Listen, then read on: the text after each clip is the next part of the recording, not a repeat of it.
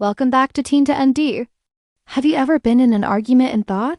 Points, following what seems like a clear line of logic, and yet the other person just doesn't get it. You probably conclude they're being stubborn, emotional, or just plain biased. It feels natural to think that way. It also happens to be one of the most predictable quirks of the human mind. Psychologists call this the bias blind spot, our tendency to easily spot cognitive biases in others, while remaining convinced of our own objectivity. We experience our own thoughts from the inside, but we can only observe others' actions from the outside. When I'm making a decision, I'm aware of my thought process. It feels transparent and rational because I'm experiencing my intentions. My intention is to be objective. I just see their behavior and my brain's default explanation is that something must be wrong with their process. They must be biased. We judge ourselves by our good intentions, but we judge others by their outward actions and results.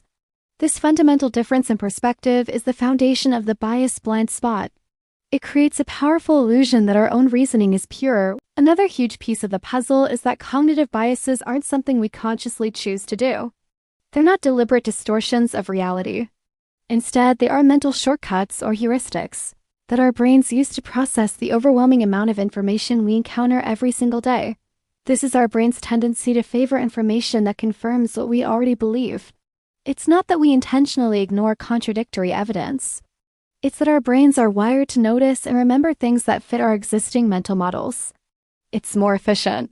A news report about a plane crash, simply because that vivid image is readily available in our minds. Because these processes happen automatically and subconsciously, they don't feel like a bias.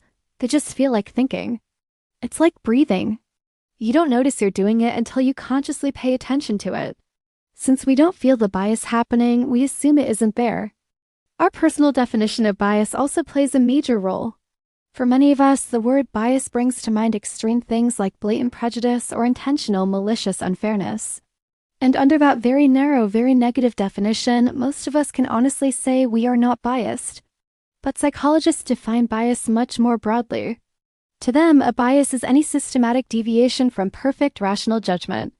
It includes subtle things like how a question is framed, the order in which we receive information, or our unconscious preference for things that are familiar. Under this broader, more scientific definition, everyone has biases. Our brains aren't supercomputers designed for perfect logical calculation. They're survival machines designed to make good enough decisions quickly.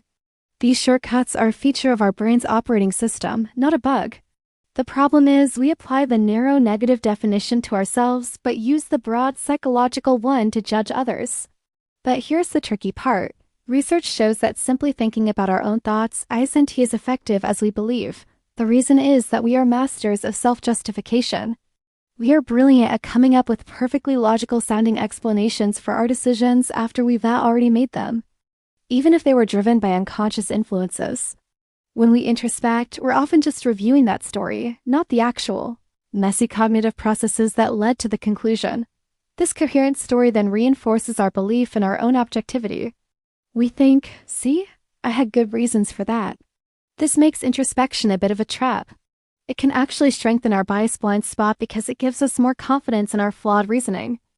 Because distance gives us perspective. If your friend consistently defends a particular political party no matter the issue or always finds a reason to dislike a certain type of movie, you start to notice a pattern of bias. With ourselves, we don't have that distance. We experience each of our decisions in isolation. We see each choice as a unique response to a unique situation, and we have a ready-made justification for each one. This time was different because ... double quotes, we tell ourselves. We're too close to see the forest for the trees. Without that external perspective, the patterns in our own thinking remain invisible. It's like trying to see your own face without a mirror. You know it's there, but you can't get a clear look at it. The people who are most confident in their own rationality and objectivity are often the ones most susceptible to the bias blind spot. If you firmly believe that you are a fair and logical person, you have very little motivation to second-guess your own assumptions or scrutinize your reasoning. Your confidence acts as a shield against self-critique. You think, why would I need to check for bias? I'm not biased. True awareness, then, doesn't come from a place of certainty. It comes from humility. It comes from accepting the possibility, even the probability, that your thinking is flawed in some way. The person who says, I know I have biases, so I need to be careful. So what can we do is not at all. Learning about cognitive is a fantastic first step. When you understand how something like confirmation bias works, you can consciously take steps to counteract it. You can actively seek out evidence that disproves your initial belief.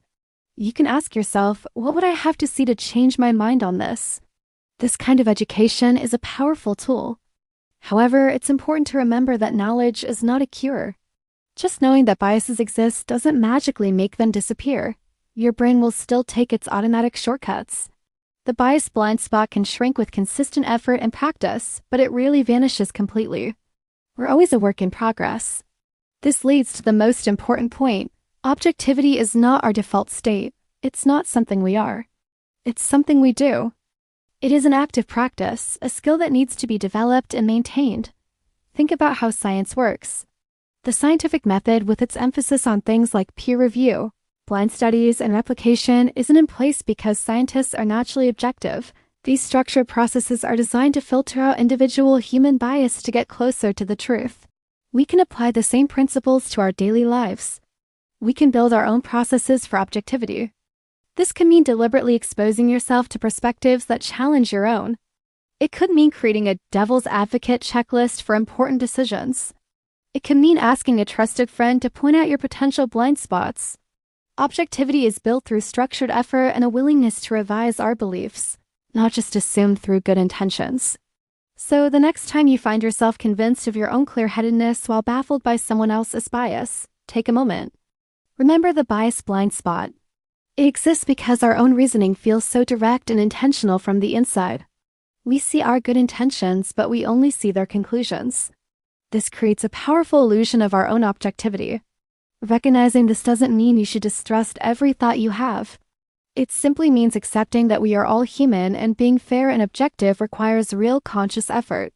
It's a journey, not a destination. Objectivity is not something we have. It is something we must constantly and humbly work toward. Thanks for watching.